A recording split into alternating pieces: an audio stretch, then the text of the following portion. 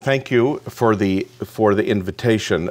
This book I'm going to talk about, which is called Collaborating with the Enemy, How to Work with People You Don't Agree With or Like or Trust, was just published on Monday, so I'm full of excitement for the...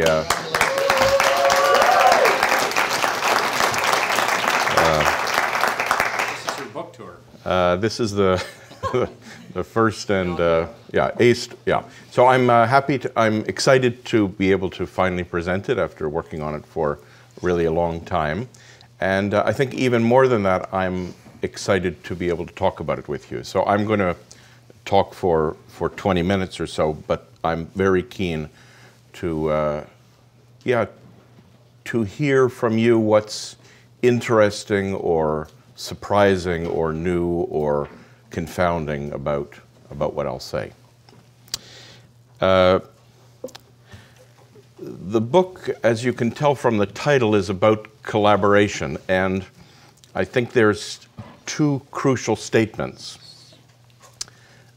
First, that collaboration is increasingly necessary.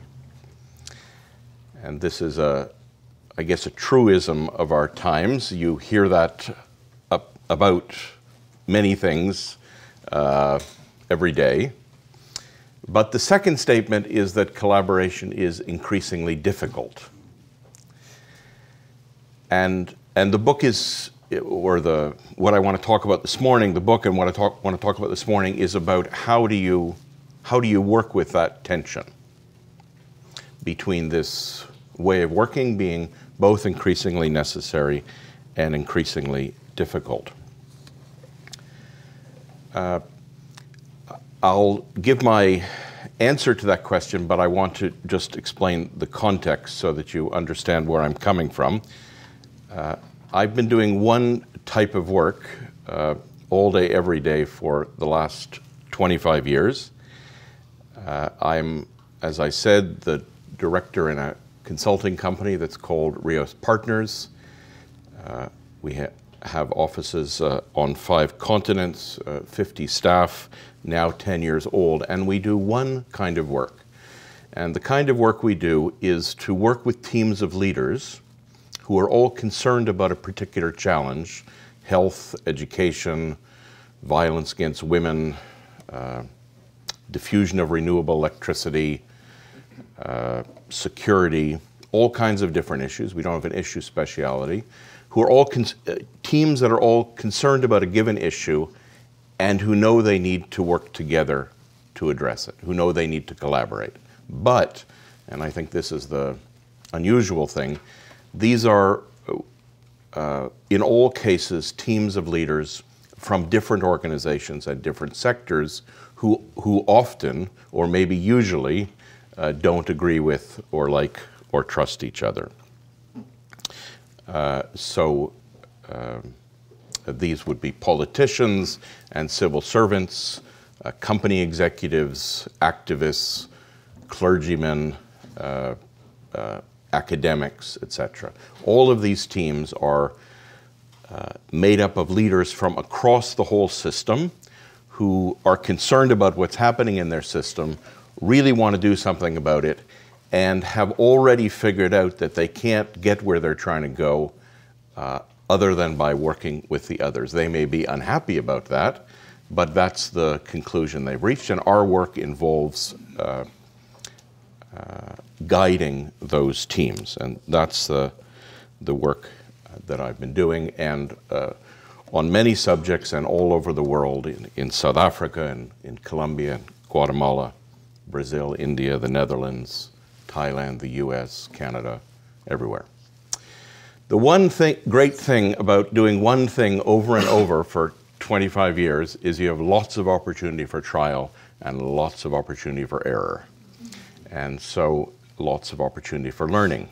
And the book I've written is about what I've learned from that experience, and in particular, what I've learned about this tension between collaboration being, on the one hand, increasingly important, and on the other hand, increasingly difficult.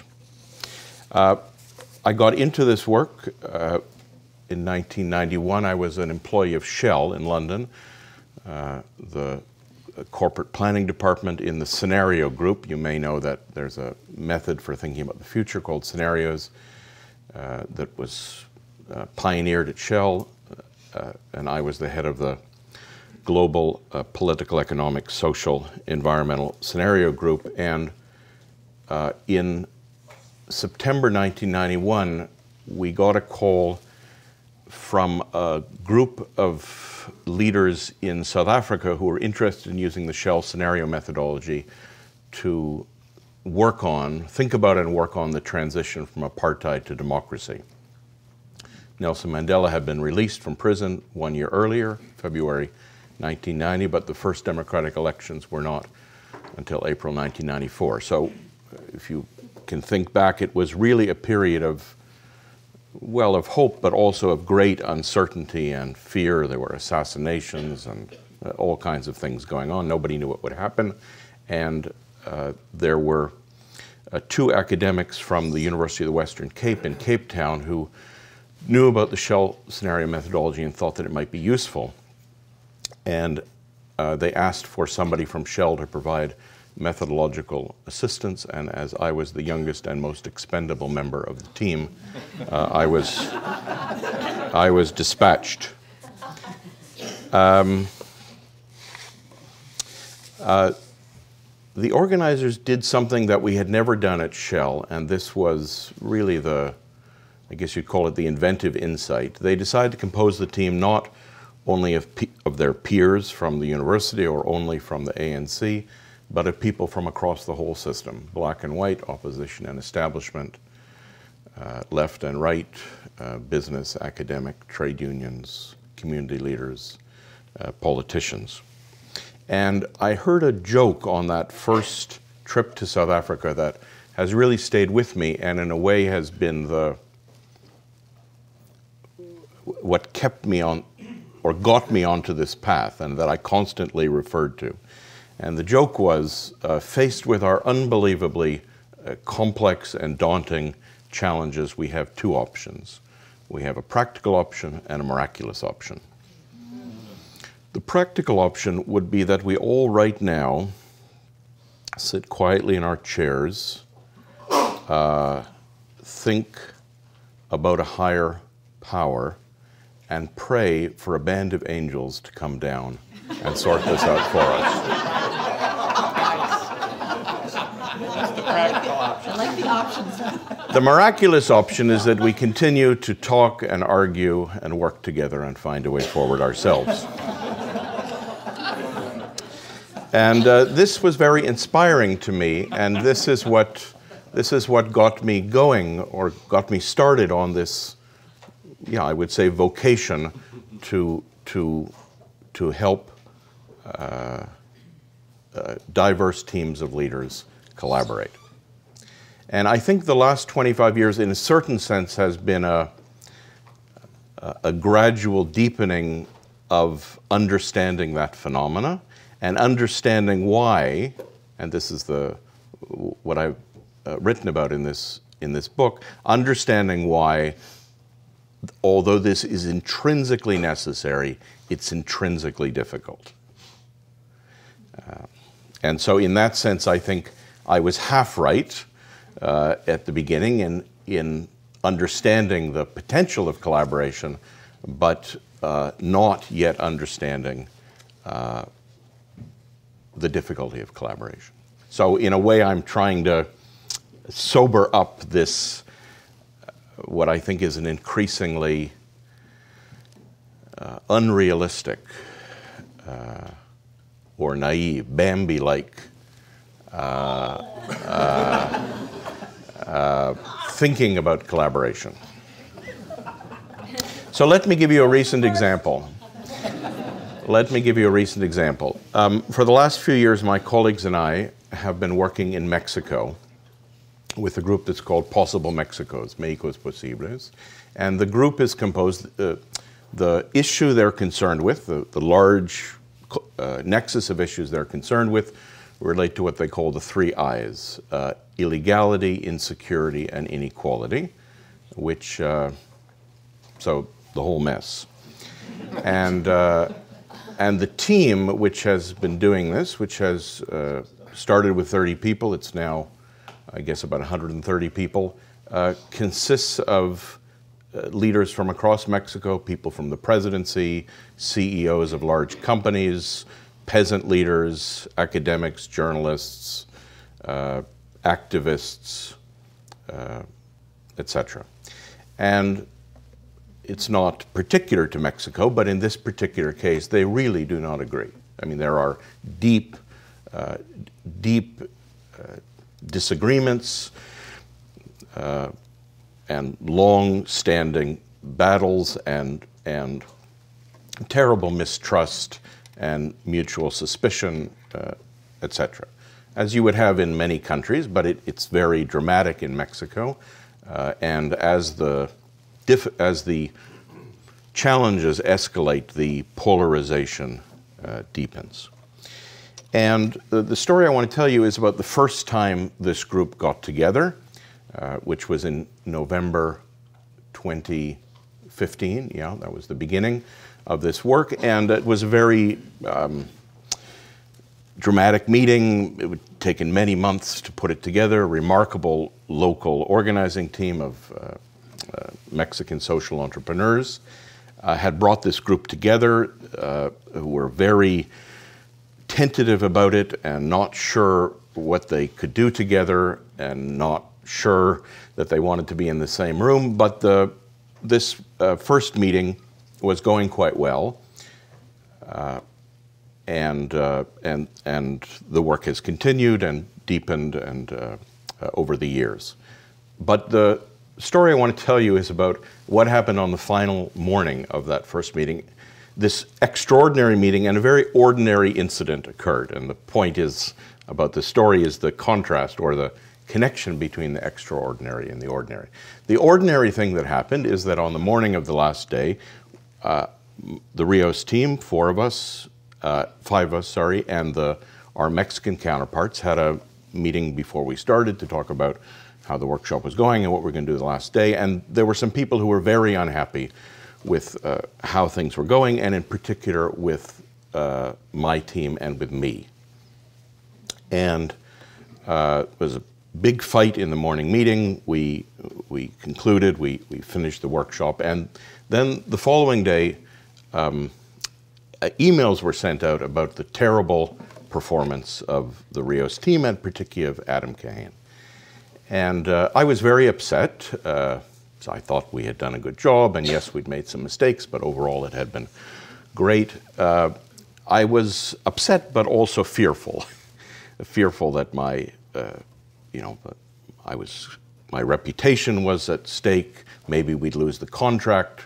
Maybe we'd lose the money. Maybe this thing that I thought was very important would fall apart. And so I lashed back, and there was this exchange of emails, as maybe one or two of you have been party to over the years. This exchange of emails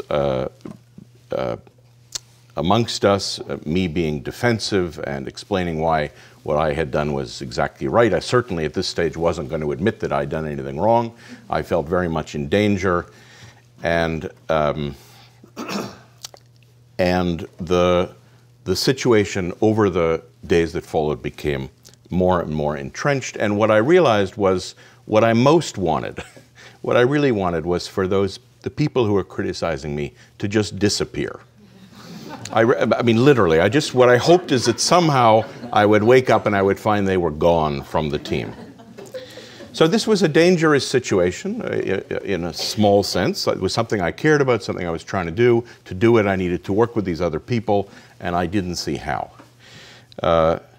So the reason I'm telling you this extremely ordinary story is that what I eventually realized, and it took me some weeks, was this parallel between the ordinary micro situation within our team and the macro situation that the larger group was trying to deal with in Mexico. And the clearest way to understand the common ground or the common theme is this feeling, both in the larger group and in the smaller group and in me, that I can't work with those people, right? that they need to change. And in my book, I call that phenomena enemifying. And it's important to say that I'm not saying that in situations of enemifying, of creating enemies, that there isn't a real danger or that there isn't a real difference, a real conflict. I didn't make this up. There was actually a real disagreement and a real danger. But the way I handled it, of constructing these people not simply as my opponents or my partners, but as my enemies, who I wanted actually to vanish, was not constructive.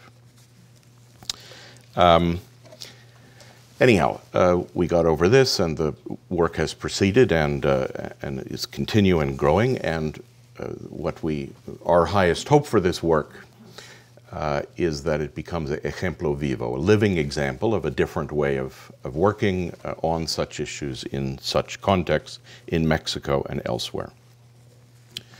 So this was very helpful. I was right in the middle of writing the book and realizing that this phenomena I was writing about, in thinking about the groups I've been working with and the global political situation and et cetera, that I was exemplifying it at the same time. This is a very helpful experience. And the book, I rewrote the book many times, many times over the course of 3 or 4 years, but the title has never changed, Collaborating with the Enemy.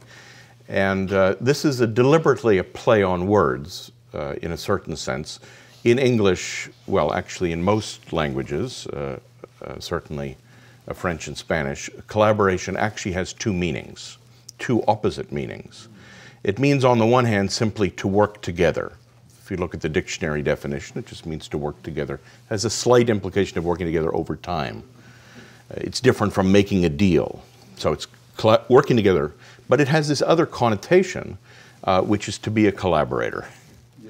And my French and Dutch colleagues were just said, you cannot write a book with the title, Collaborating with the Enemy. This is the most terrible thing. But I'm aware of the double meaning, and that's what I'm playing on. That on the one hand, to work with diverse others is often necessary, I would argue increasingly necessary, but it always has this risk of betrayal. That in doing this, will I actually have to compromise to give up what it is that I care most about? And this is the tension inherent in collaboration, and this is the tension that I'm trying to, that I've written about. I say that collaboration is increasingly necessary for reasons that would be obvious to you: increasing interdependence, increasing voice, the fact that many situations which previously could be organized hierarchically can no longer be organized hierarchically. People who have different views have the means to express and act on them. So for this reason, collaboration is increasingly necessary. Somebody made the comment, one of my London partners made the comment to me many years ago that the recent, or what at that time was the recent round of riots in Brixton, poor black part of London, could be interpreted as a sign of progress, in that previous generations of people living in that area would not have felt that they could protest. So on the one hand, collaboration is increasingly necessary. Our capacity to organize, to control, dealing with things has diminished. But at the same time, and I think this is very obvious now, or I see it as very obvious in our current context, collaboration is increasingly difficult, with increasing fragmentation, social, political, economic fragmentation and inequality and polarization, but beyond that, not just polarization, demonization. It's not just that it's not just that I have a difference of view from those other people, and it's not just that they're wrong, that they are the devil. And since I came across this word demonization, I really notice this phenomena more and more, and that this produces increasing stuckness, whether it's in the US Congress or in global trade negotiations, or many other places, increased stuckness, increased frustration, and increased violence. So the bottom line of this introduction is that collaboration seems to be both imperative and impossible. So how do we deal with this?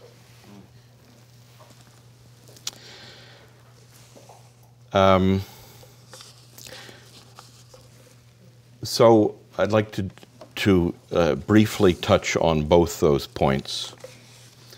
The first point is that I think in this understanding of collaboration being seemingly imperative and impossible, there are two errors.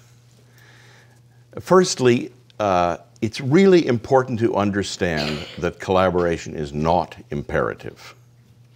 And I think if you're going to work with collaboration, as I do all day, every day, it's very crucial that you start with an understanding that collaboration is only one of four options. And I think for most people, maybe not everybody, for most people, collaboration is the last resort, not the first one. And I say, when we're faced with a situation that we find unsatisfactory in some way, and we want it to be different than it is, we have some subset of the following four options. The preferred option is what I call forcing, which is, this is not as I want it to be. I will use whatever resources and capacities I have to make it as I wish it to be. And that might be my great ideas. It might be this very advanced leadership capacity that I have developed at seminars like this one. It might be the fact that I have money, or votes, or guns.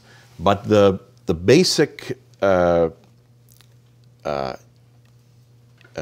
idea is, this is how I want it to be, and I'm going to try to find a way to make it as I want it to be.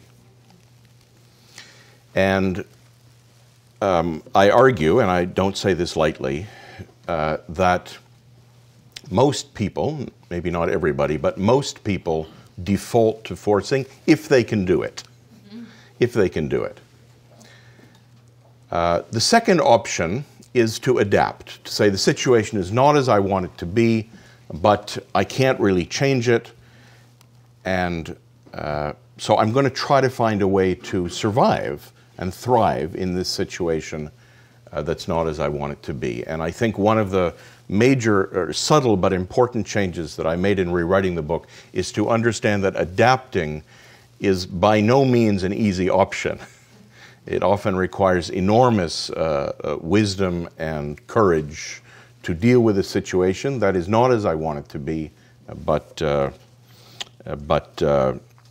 I cannot change. I was very taken when we met at Aliyah.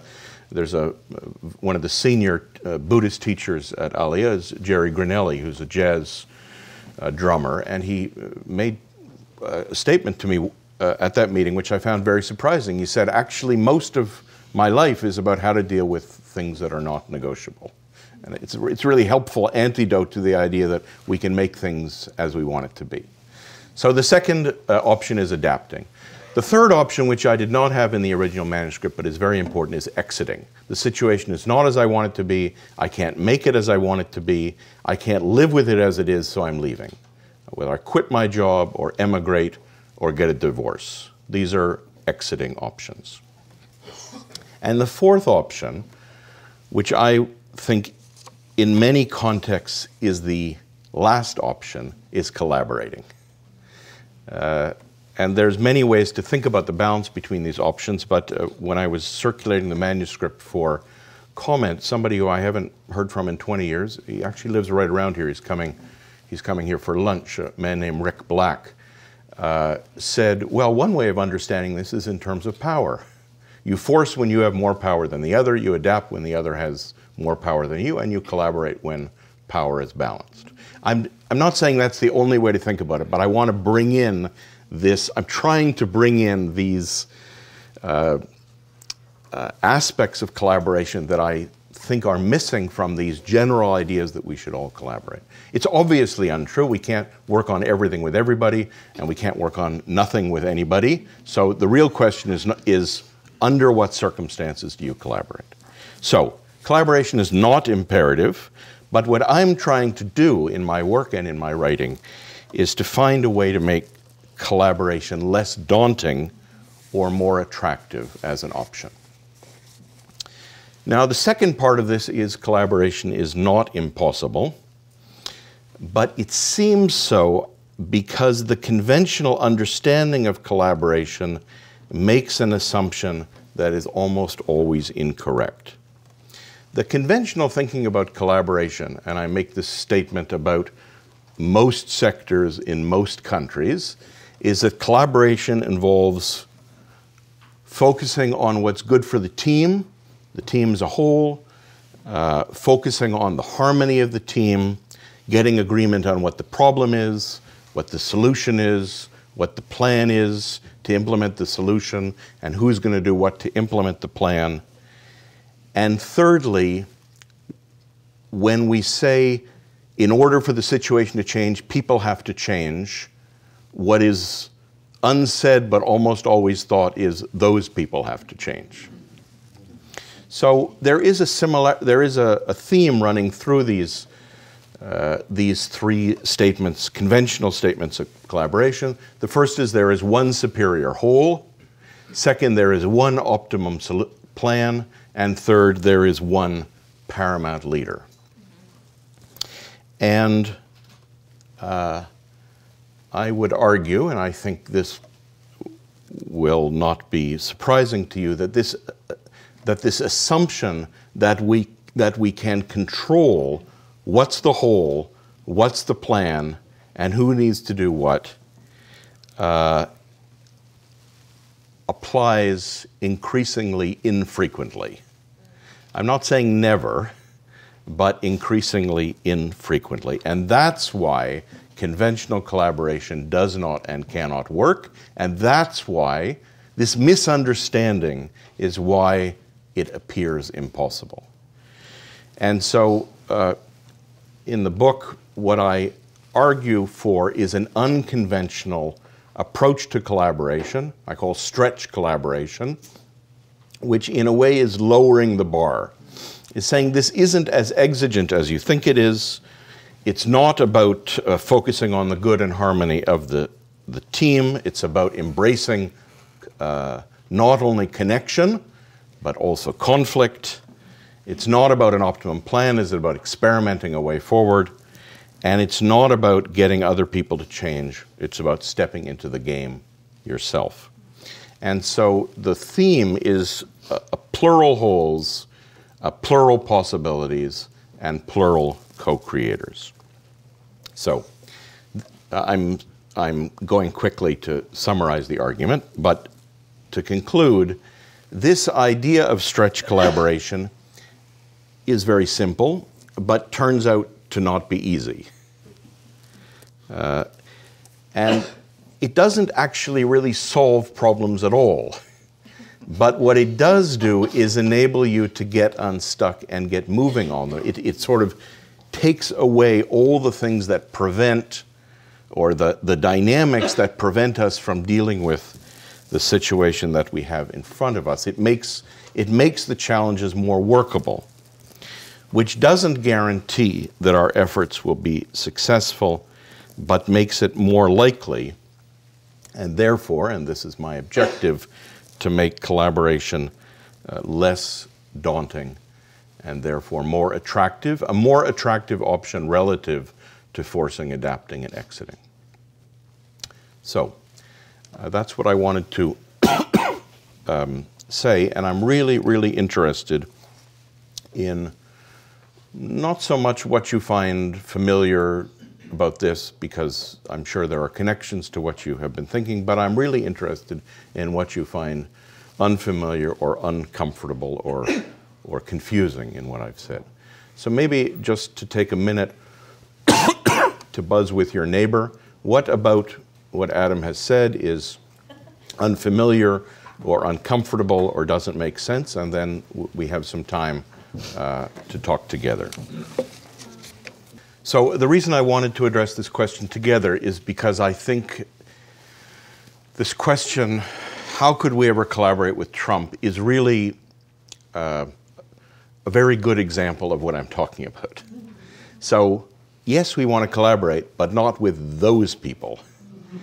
And I'm going to try to just say what I think simply in the interest of time. If you can make things the way you want to be, if you can make things the way you want them to be unilaterally, if you can force things to be the way you want it to be with impeachment or something else, then most people, including, I take it, you, from the way you phrased the question, would prefer that. That's my point, that forcing is actually, in many contexts, the preferred option, but for us it's not forcing, for us it's just doing the right thing, getting rid of the bad people. So this is my point. This is my point. However, for me, the important practical question is, what do you do when you can't force? That's my question. What do you do when you can't make things the way you want it to be? I am being interviewed next week by The Current, which is a public affairs program on the Canadian Broadcasting Corporation. And the producer asked me this question a few months ago before Prime Minister Trudeau had gone to Washington. She said, what advice would you have for Prime Minister Trudeau for his meeting with President Trump? And I said, I have no advice at all. Actually, this phenomena is very well understood by politicians and diplomats. It's obvious that Mr. Trudeau does not have the option of forcing, cannot adapt. He can't, as the head of Canada, adapt. He can't exit. You can't exit North America. So the whole question is, how do you collaborate? And the press coverage, at least in Canada, of the visit, I agree that they were very skillful. Diplomats and politicians know that you have to work with people you don't agree with. And I think it's the rest of us that find, oh, we can't do it, we can't work with those people. I worked in Colombia for a long time, since 1996. Not a lot, but for a long period of time. And the project I was involved in 1996, now President Santos had a role in convening. And a month ago I was in Bogota, and I had the opportunity to interview President Santos, who won last year's Nobel Peace Prize, at a conference in public. So I was really looking forward to doing this. And what I really wanted to ask him was, why does he keep referring to this little project 20 years ago, this Destino Colombia project that we're both involved in? So many bigger things have been done, huge peace processes, the UN, he's been the Minister of Defense, lots has happened, more than these 3 workshops we organized in 1996. I really wanted to ask him. I mean, I'm pleased that he keeps referring to it. It works very well for me, but I genuinely didn't understand. Why did it stick in his mind? And I asked him this, and he had a very interesting answer. He said, the Destino Colombia process, which involved the FARC and the ELN and the self-defense forces and cabinet ministers, all the parties to the conflict, he said the Destino Colombia process was the first time I realized that you actually could work with people you didn't and never would agree with. I thought, wow, if that's what he remembers, that's an important thing to learn. So that's my point about this. So yes, I am saying that the first step is to unblock energy. If I wouldn't necessarily use those words, but yes, the step I'm concerned about is the getting unstuck and moving. And then you can do lots of things, one step at a time, by the way. This is important. This is different from, we're going to get unstuck, we're going to make a plan, we're going to agree what everybody's going to do for 20 years. So that's the second stretch, is about this experimenting your way forward. But the whole idea is to get unstuck and get moving. And so it's not enough, but it's the crucial first step. And especially in conditions of fragmentation, polarization, and demonization, that's completely stuck. That's one or another version of civil war. So for me, the question of preconditions is very important. And I think one of the things I'm saying is actually there are almost no preconditions. When I gave that first speech, when I gave a speech 20 years ago in Colombia that now President Santos organized, I gave a speech like this, big group, and the speech was being broadcast to the mountains around Bogota, which at that time were controlled by the FARC, the largest rebel army. And after the speech, somebody's cell phone rang, and it was one of the guerrillas had a question for the speaker. And the question was, what are do we have to agree to a ceasefire to come to these workshops? And everybody's looking at me like I should know the answer. Wasn't in my frequently asked questions.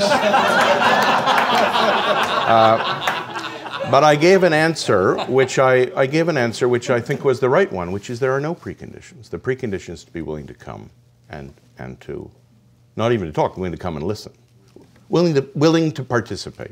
Anyhow, so I think one of the things I'm saying is the bar is not as high as you think it is. That's one of the ways of making collaboration a less daunting, more attractive option, is to understand that it's not about if you come, you're committing to work together forever and to come to an agreement. You're committing to come and see what we can do. And there's more to be said about convening and space and ground rules, etc. But I think the most important point is the bar is not as high as it seems.